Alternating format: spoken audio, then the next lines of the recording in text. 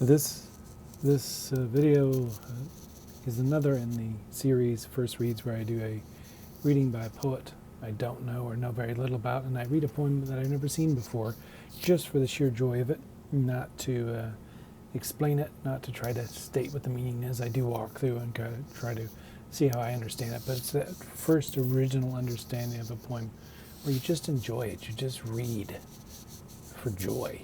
And then you can go back through and, as Wordsworth said, cut it up and look at it through theory and everything. And maybe my first read is completely wrong. That's okay. That happens quite a bit. So this one is from the Tupelo Quarterly. If you don't know it, it's great. It's a great magazine. I really like what the current editor is doing with it. It's kind of changed over the years. So this one, Soundless Songs by Daniel Calabrese. I don't know Daniel Calabrese. Sorry, Daniel. It's my first connection. Down at the bottom, it says he's an Argentinian poet. There's a translator. Usually when I look at a poem and I start reading, I just look at the form and go from there. But when it's a poem that's translated, if I have some familiarity with the language, I tend to look for the original and go to there and find it. So I looked for the original for this one, what I guessed the title would have been. I didn't read the poem yet. I haven't. I just looked for it based on the title. I like to see what it looks like. And so I found it in an Italian magazine, La Macchina Sognante, which means like the dreaming machine. Ruta dos, Daniel Calabrese, the Route 2 by Daniel Calabrese, which apparently is a book of his, right? I didn't even look and see it was an Italian or a English version of it, but I found it first. I figured like this is it. This is the Italian translation of it, so it's been translated into Italian. Luckily, they have the Spanish there as well, which I assume is the original with the Argentinian writer. I like to see how close things are. So in English they're calling it the Soundless Songs, or I think the inaudible songs. So let's just look at the first couple lines before I read it. Anything, I tend to look at the form. Like I said, I look at the form of this one. I'm like, okay, well, doesn't look like a traditional form. It looks like open form, and we can kind of go from there with it. I do see right off the bat, some repeating words coming up at the beginning lines of these three stanzas. So I'm kind of wondering how that's going to play out. So this one, I just look at the first couple of lines just to see about the translation. I'm not sure why they double spaced it here in the translation. Sometimes people just do that when they go to publish it, and maybe the Tupelo Quarterly does that. I don't like that. I think you should probably try to keep it originally. But the line breaks, let's look at those. They look like too long, short, too long, short. All right, to the breaks. They seem pretty close. I tend to like when translators try to break it as close to the original as they can, just form-wise.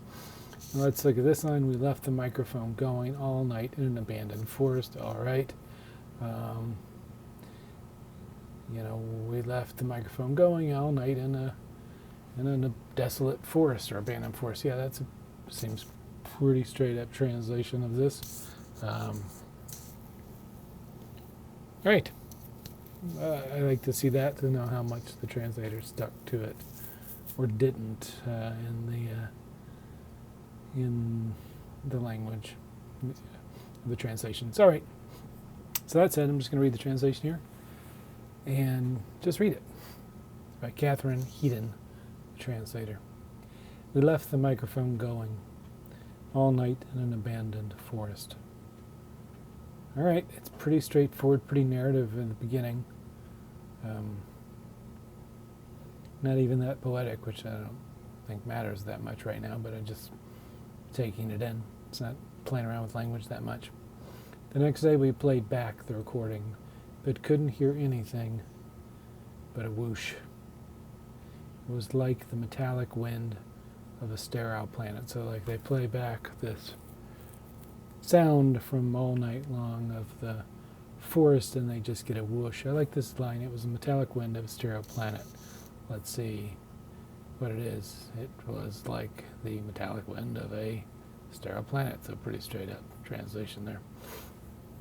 The next day we played back the recording, couldn't hear anything. Can't hear anything, but just this metallic wind. And it's like everything is sterile, but maybe it's the microphone and the part of it.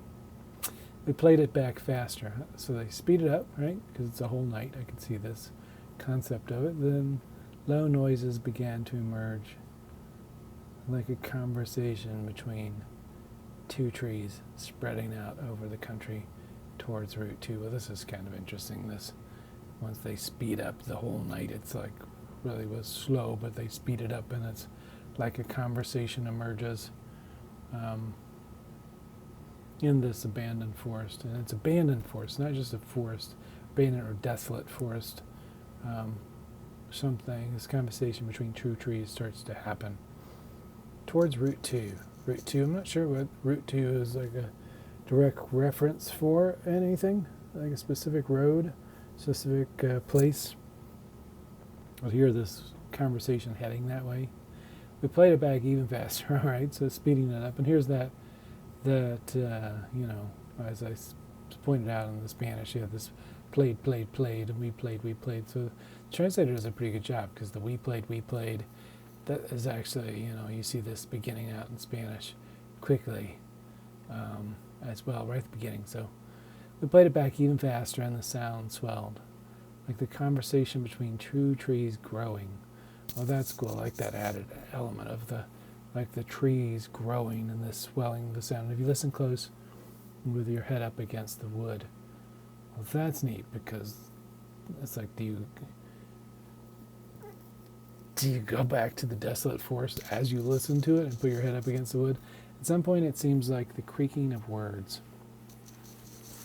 So the sound that sounded like a conversation starts to sound like words creaking. Well, that's that kind of interesting play, because, in the forest, sometimes the creaking of wood does sound like things. And you can imagine it as things like mirage. It's a nice play off there, it's similar in Spanish here. And then words so slowly, like rude, crossbeam, wayside cross. This is way heavy religious Christian connotation at the end. Is that what's happening here? Is it turning into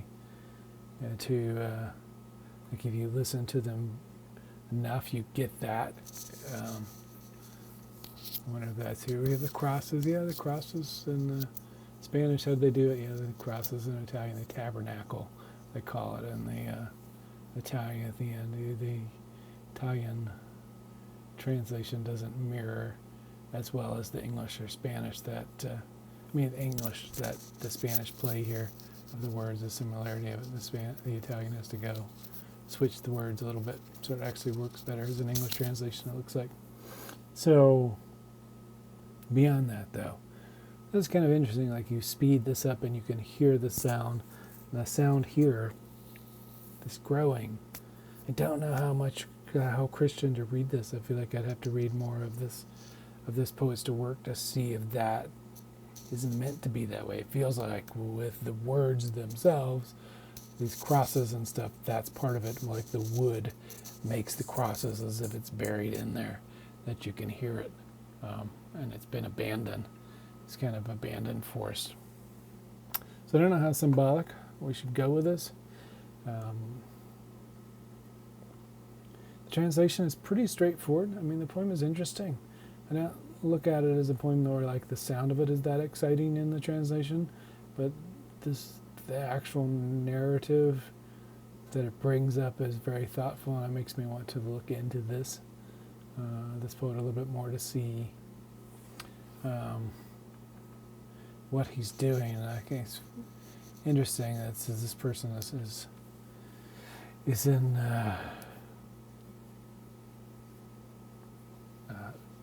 Chile, which is like the country of poets, right?